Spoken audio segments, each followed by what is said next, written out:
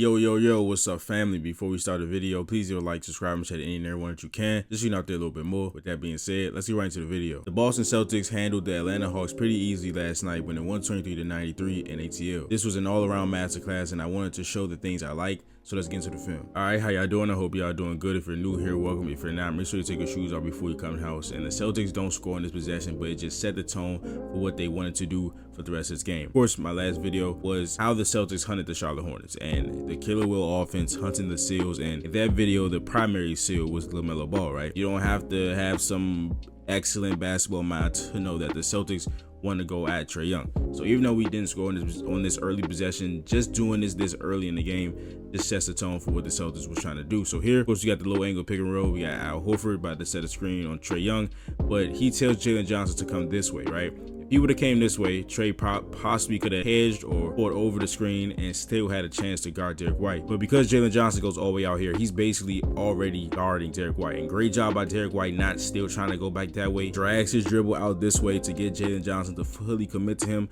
so we can get the switch on Trae Young. So after that happens, of course, Al's going to go to the block. And because he does this, Clint Capella has to allocate himself to Al Horford, which opens up Tatum, right? The Celtics do a great job of spacing their non-shooting centers, so they'll just park him and Cornette in a pocket of the mid-range area so they can just pass it to him and get right into a dribble handoff. So it creates a 2-on-1 for a little bit of time. So Dyson Daniels sails off for the steal, which opens a pass to Tatum, and because it's Jason Tatum about to shoot a pull-up, Zachary Ricochet and Dyson Daniels both go to him. He leaves Drew Holiday in the corner. He just misses the shot. All right, so at the 7-10 mark, Katie got subbed out for Xavier Tillman because he was having some trouble guarding the Hawks' wings dribble penetration like Jalen Johnson, Ricochet, and Tyson Daniels, which is a tough job for any center in this league. But with that being said, the Celtics did a nice job of turning defense into offense all night. The Hawks had 19 turnovers and the Celtics had 35 points off those turnovers. So here we got a nice goal screen by Dyson Daniels. Catches Derek White off guard just a little bit, gives up the drive, but Al Horford got that Dominican home cooked meal from his mama. He turned the clock back athletically. We run the break, well, not really run the break, but we get up the floor. Drew Holiday drive, draws Dyson Daniels in, and then Jason Tatum had one of those nights from three. And again, we got the Celtics just going after Trae Young. We got Trae Young here doing a nice job to Nye Pritchard.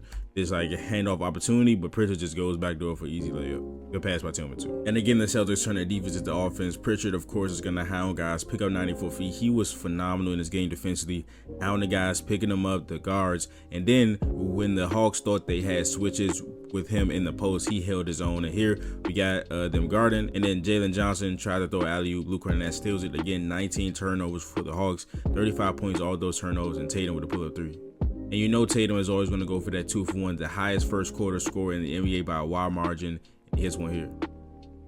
All right, so here we got some stagger slob action for Peyton Pritchard. If you see my video of him, it was at the Bucks game when he dropped 28. They ran this stagger slob play about 3 times, and it was effective every single time. A FanDuel graphic is going to come up here, but you can obviously see that Sam Hauser and Luke Cornette are going to set stagger screens here. So they're set up in it, and you're going to see him come off the screens. Like, they should have put this somewhere else, but he comes off it and he hits a 3. All right, so just some nice offense by the Celtics. They have Kata here acting as the offensive hub. He does a nice job of initiating a couple actions on this play. So here we got the flare screen by Peyton Pritchard. Kata with the left hand puts it right on Derek White.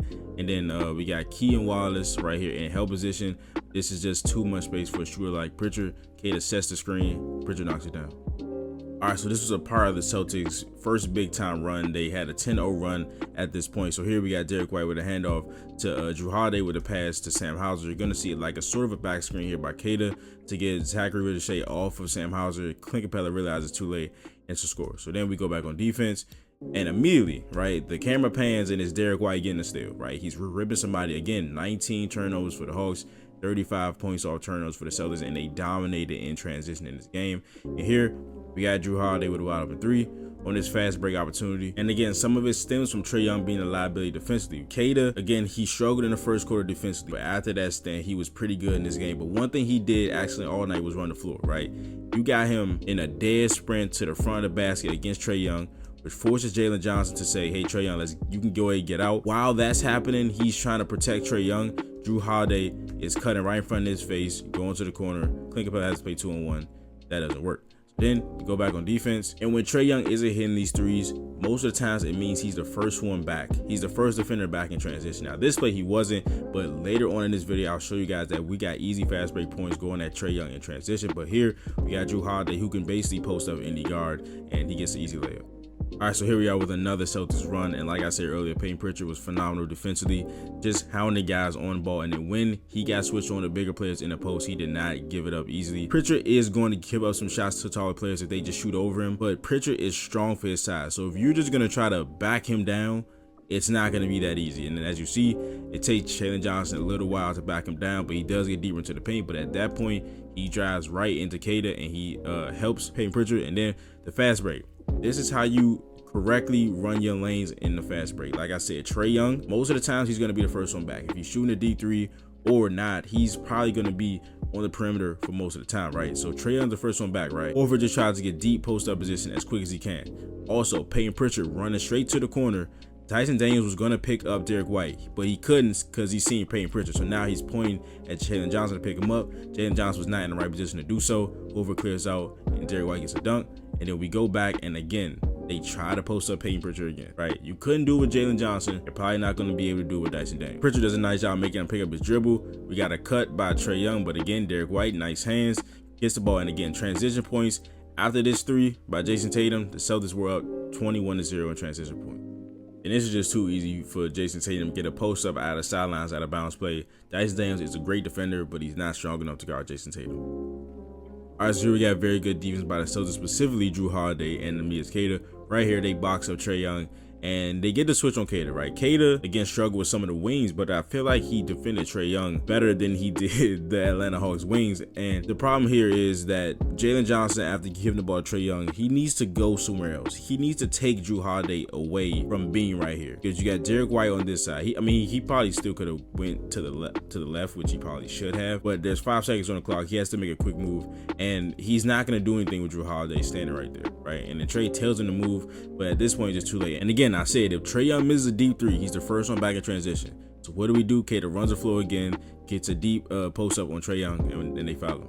All right, so here in this play, we got a nice wrinkle by Jason Tatum on the screen. He just gets behind the defense. Like, I've said this a lot of times. The Celtics, their offense is 1, a killer wheel offense, and 2, a read and react offense. They do a phenomenal job of not being robots. So if the play is to set the screen here, and Tyson is literally not letting them go set the screen, just get behind the defense. And again, the Celtics are phenomenal, and they're unguardable when they get the defense in rotations. Tatum catching this ball here in the paint, 2 feet in the paint, causes Garrett Matthews to come up. Wallace has to replace, and then he sprays out to Derek White for a corner 3. All right, again, we got the Celtics going after Trae Young. We got Al Horford setting the pin down screen on Trae Young, locks him up right there. They have to switch. Jalen Johnson, you cannot, like Trae, you just gotta let Trae fight or just hedge and let Trae come back. But he just tells Trae to go over to Al Horford. It's such an easy play for the Celtics, and we get a foul. All right, so here the Celtics are gonna attack Trae Young again. We got Tatum coming out, receiving the ball, and we got a flare screen by Kata. Another flare screen on Trae Young. He can't do anything with that, and Derek White's a 3. All right, so we got good team defense here by the Celtics. This should have been called a travel on Ricochet. Jrue Holiday gets knocked back a little bit, but then he comes here, gets switches on to Jalen Johnson, reads where he's going. They don't call a charge. Al Horford again, got that Dominican home cooked meal. He jumping out the gym. And then watch Kata on this weak side. Again, I said something he did phenomenal for the entire game was run the floor. Got an open 3 by Al Horford. Trae Young doesn't go out, but Kata flying in for the putback. And this is just a perfectly executed jump ball by the Celtics. If you have a jump ball that you think you're certain to win, so if you have Horford against Tabarati, I would pick Horford to win this, especially after Dominican home cooked meal. But if you have somebody that you're confident that they have a matchup in the jump ball that they can win, especially with the shot clock low, which a lot of these situations are, right? Park somebody somewhere so they can just tip it to him. You can get some easy offense, right? Kid does a nice job doing this, pump faking, being patient, and gets the dunk. And this was just phenomenal defense and activity by Kata. Dyson Daniels slips this screen right here. Nice pass by Trae Young, but Kata showing the versatility. Well, yeah, the versatility, but the verticality on Dyson Daniels forces the pass. He doesn't get it, but then Kata, he turns around, and Kata, with the quick second jump, gets a block with the left hand. We can't ask him to to contest 3 shots in a row. But I just liked how K to contest the first one vertically, doesn't have to block everything, but then he blocked the second one, Okongwu, just with the quick hands. All right, so this is just another example of why the Celtics transition offense is so good. Hauser with the steal on the back of Jalen Johnson, and they just play with so much chemistry. They know each other, and they always make the right play, right? Nobody's trying to just get shots up in transition. Hauser shoves it to Derek White. Of course, the defense is gonna shift to the person who has the ball. He just shoves it right back. Easy offense, 3 for Sam Hauser. And you know I gotta show some love to my boy Jordan Walsh with great ISO defense against a rising star in Jalen Johnson. But that is the video. If you enjoyed it, please leave a like, subscribe, and share any and everyone that you can. Just out there a little bit more. I will see you guys in the next video. But it's Nick. Peace.